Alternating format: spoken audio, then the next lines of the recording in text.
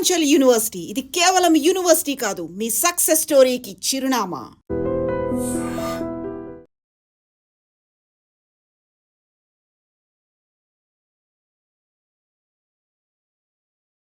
Madam, ఆ training టైంలో Kukatpally issue మీకు ఇందాక మనం కోట్ చేసుకున్నట్లుగా చందానగర్ వరకు మీరు వెళ్ళారు. సో ఆ ఎపిసోడ్ ఒకసారి అంటే అది సింగిల్ ఎపిసోడ్ కాదండి. Anti human trafficking wing of సిఐడిలో అప్పుడు I don't remember, I think ADG Kumawat sir ఉన్నారు.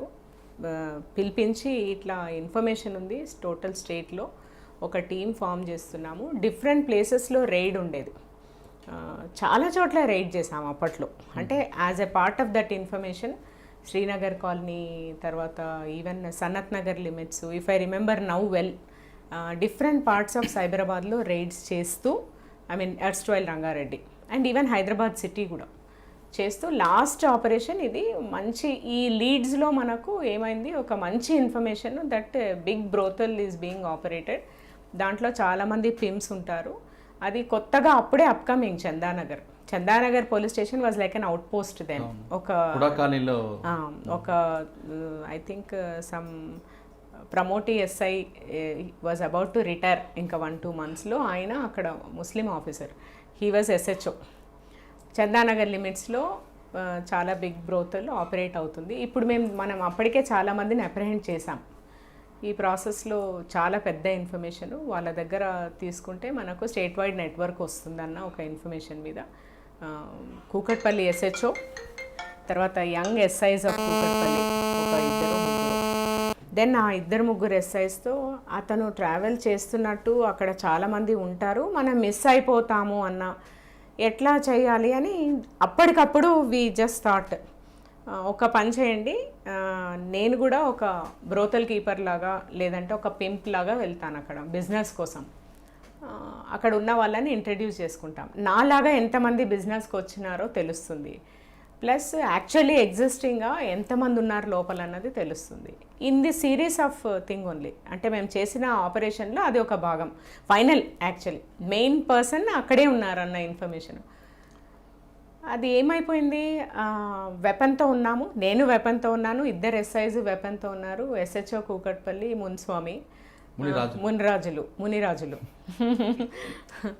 ఆయన, మేడం మేము వెనకాల ఫాలో అవుతాము అని చెప్పడం, నేను ఆటో ఎక్కుతూ, అంటే మనం అడ్రస్ ట్రేస్ చేయాలి కదా, I have to go along with ఆ పర్సన్ ఎవరైతే అక్కడికి వెళ్తున్నారో అతనితో పాటు నేను వెళ్ళాల్సిందే. వెళ్ళాము. ఆ వెళ్ళే క్రమంలో అందరు లేడీస్ పింప్ ఉంది కాబట్టి ఆయన కూర్చోడానికి లేదు, జెంట్ వెనకాల ఫాలో అవుతామన్నారు, మిస్ అయిపోయారు. నా దగ్గర వెపన్ ఉందంటే I hit the weapon inside my back and రండి తీసుకెళ్తానని one of the broker took me inside. ఇంకా లోపలికి పోయి చూస్తే చాలా లావుపాటి లేడీస్, ఒక 3, అండ్ ఆమెతో మాట్లాడడానికి ఎక్కడి నుంచి సప్లై ఇస్తారని చెప్పడానికి వచ్చిన అతను, it was very cinematic also. And కూర్చున్నాడు, నన్ను చూస్తున్నాడు, ఏంటి అమ్మాయి ఇంత యంగ్ ఉంది, ఈమె యాక్చువల్లీ బ్రోకరా లేదంటే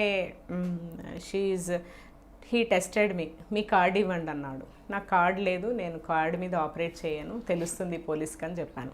ఆయనకు ఒక రకమైన కాన్ఫిడెన్స్ వచ్చింది, నా కార్డ్ ఇది అని ఇచ్చాడు. ఇచ్చి మీరు ఎక్కడెక్కడ ఆపరేట్ చేస్తారు అంటే మొత్తం ఎంటైర్ హైదరాబాద్ ఆపరేట్ చేస్తాము అన్నాను.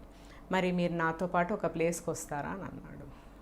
దెన్ ఆ లేడీ వచ్చింది, ఒక 10-5 మెంబర్స్ని అట్లా ఇంట్రడ్యూస్ చేయడం జరిగింది, ఉన్నారని చెప్పింది ఇన్ఫర్మేషన్, అండ్ వాళ్ళు మాట్లాడుకున్నారు. అంటే మీరు ఆర్గనైజర్ రూపంలో వెళ్ళారు? వన్ ఆఫ్ ద ఆర్గనైజర్స్ నేను కూడా, ఎందుకంటే అక్కడ ఉన్నది ఒక ఆర్గనైజరే, వచ్చిన అతను broker who supplies to the organiser. ఇంకా బయటికి వచ్చిన తర్వాత, లేదు మీరు ఇప్పుడు నాతో రండి, మనం అక్కడికి వెళ్దాము, మీరు మీ పాయింట్కి అని చెప్పాడు. లొకేషన్ ఐడెంటిఫై కోసం వెళ్ళారు మీరు అంతే?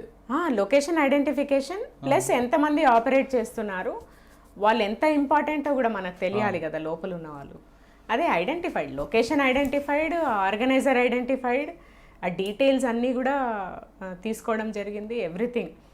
ఇంకా సస్పిషన్ లేదు, కానీ ఆయనకు ఎక్కడ సస్పిషన్ వచ్చినట్టు కొంత ఎందుకు అనిపించిందంటే, నేను ఇప్పుడు నా వల్ల కాదు, నేను ఒక 15 డేస్ తర్వాత నేను మీకు కరెక్ట్ పాయింట్ ఇస్తాను అని చెప్తే, మరి నేను మిమ్మల్ని, మీరేమో నాకు కార్డ్ ఇవ్వలేదు, కాంటాక్ట్ కావడం కష్టమవుతుంది కదా, కాబట్టి మీరు ఇప్పుడే ఏదో ఒక కాంటాక్ట్ ఇవ్వాలన్నాడు.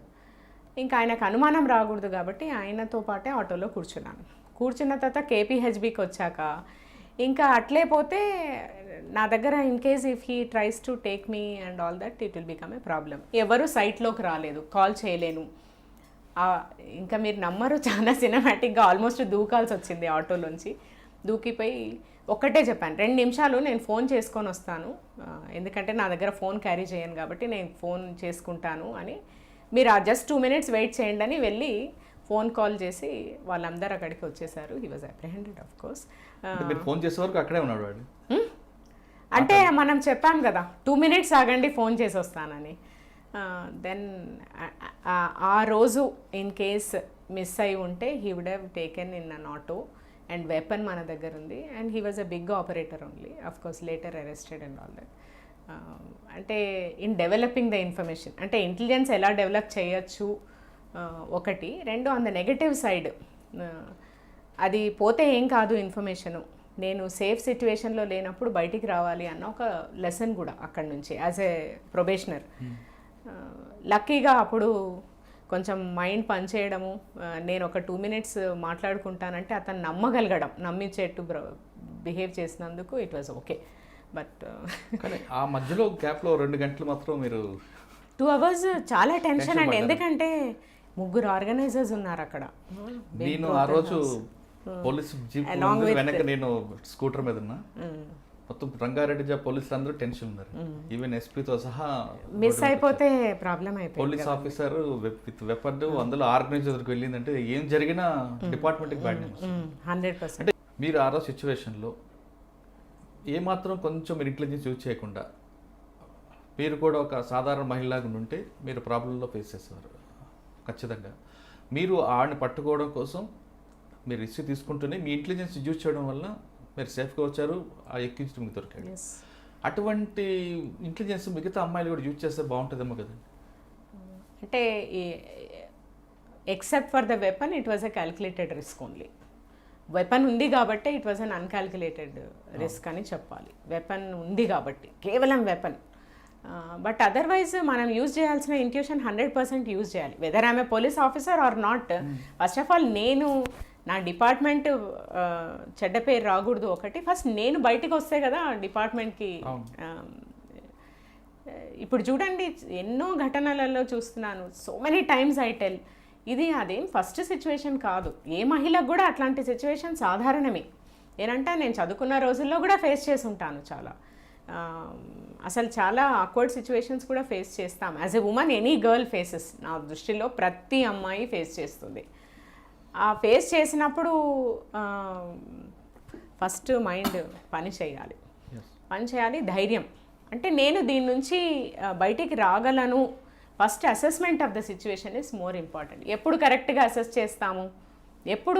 అసెస్ చేస్తాము అంటే నేను ఆపదలో ఉన్నప్పుడు డీలా పడిపోతే నేను అసెస్ చేయలేను. కేవలం ఆపదలో ఉన్నాననే ఆలోచిస్తే how will I come out? How to escape అన్నది ఎప్పుడు వస్తుంది అంటే, నేను ఎట్టి పరిస్థితుల్లో కూడా ఇమ్మీడియట్ వర్కౌట్ ఈజ్ నా సపోర్ట్ మెకానిజం ఏంటి, నేను ఎలాంటి సిచ్యువేషన్లో ఉన్నానో అబ్జర్వేషన్. ఇప్పుడు నేను ఫర్ ఎగ్జాంపుల్ ఆ రోజే చెప్పాను, నేను పబ్లిక్ స్పేస్లో ఉన్నాను అంటే నేను గట్టిగా అరిచినా కూడా నన్ను ఎవరో ఒకరు సేవ్ చేస్తారు. ఓన్లీ ఎందుకు గట్టిగా అరచలేదంటే because I'm a police officer, I should not. Okay, but ఒక సాధారణ మహిళ అయితే గట్టిగా అరవచ్చు. నంబర్ 1. నంబర్ 2, నా దగ్గర ఆ రోజు వెపన్ ఉంది కాబట్టి I cannot take that risk of shouting. ఈ 2 చేయలేదు. అండ్ 3, అతన్ని పట్టుకోవాలన్న తపన కూడా ఉంది. ఈ 3 వల్ల ఐ యాక్టెడ్ ఇన్ ప్రొఫెషనల్ వే కొంతవరకు. బట్ చూడండి చాలా సింపుల్, అట్లాంటి సిచ్యువేషన్ వచ్చింది ఆ రోజుల్లో, అంటే 2004-03 ఆ రోజుల్లో నువ్వు అరిచాను. ఇప్పుడు అరవాల్సిన పని కూడా లేదు. కనీసం నేను చదువుకున్న యువతిగానో చదువుకోని యువతిగానో ఇంటర్నెట్తో ఫోన్ యూజ్ చేసే ప్రతి మహిళ కూడా కనీసం నా దగ్గర నంబర్స్ ఏంటి, లేకపోతే 100కి డయల్ చేయొచ్చు. నా దగ్గర నేను ఎప్పటికీ ఒక హాకై లాంటి app, any safety app, especially Hawkeye, so easy to use, నేను పెట్టుకుంటే జస్ట్ నా phone utilization in a particular mode, even in on off mode, flight mode also operate అవుతుంది అన్న స్ఫురణ మహిళలకే కాదు అందరికీ రావాలి. ఇప్పుడు నేను you may protect me some time, self defence ఇదంతా second stage, but first is I should have sense of using, ఎవరిని నేను యూజ్ చేసుకోగలను ఒకటి, ఫస్ట్ నా సిచ్యువేషన్ అసెస్ చేసుకోవడము, ఆ సిచ్యువేషన్కి తగ్గట్టుగా ఎవరిని వాడుకోవచ్చు, నా మైండ్ ఎలా పనిచేయచ్చు, నేను ఎవరిని ఇమ్మీడియట్గా వాడుకోవచ్చు. ఇది రావాలి.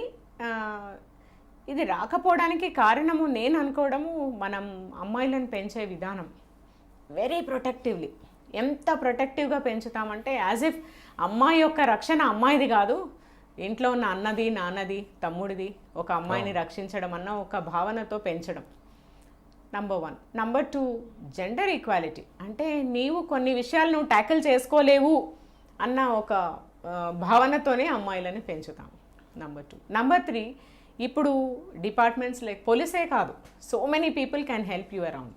ఈవెన్ పక్క మనిషి ఒక అమ్మాయి ఆపదలో ఉంది అని తెలిసినప్పుడు నాకు ఆ అమ్మాయిని నాకు సంబంధించిన అమ్మాయి కాదు కాబట్టి నేను టచ్ చేయకూడదు ఈ అమ్మాయిని, సాధ్యమైతే నేను హెల్ప్ చేయాలి, లేదు అంటే నేను అనవసరంగా మెడల్ చేయకూడదు అమ్మాయితో అన్న ఒక స్ఫురణ వచ్చే విధంగా లీగల్ ఎన్ఫోర్స్మెంట్ కావచ్చు, లేదంటే different stakeholders in the society function చేయాలి.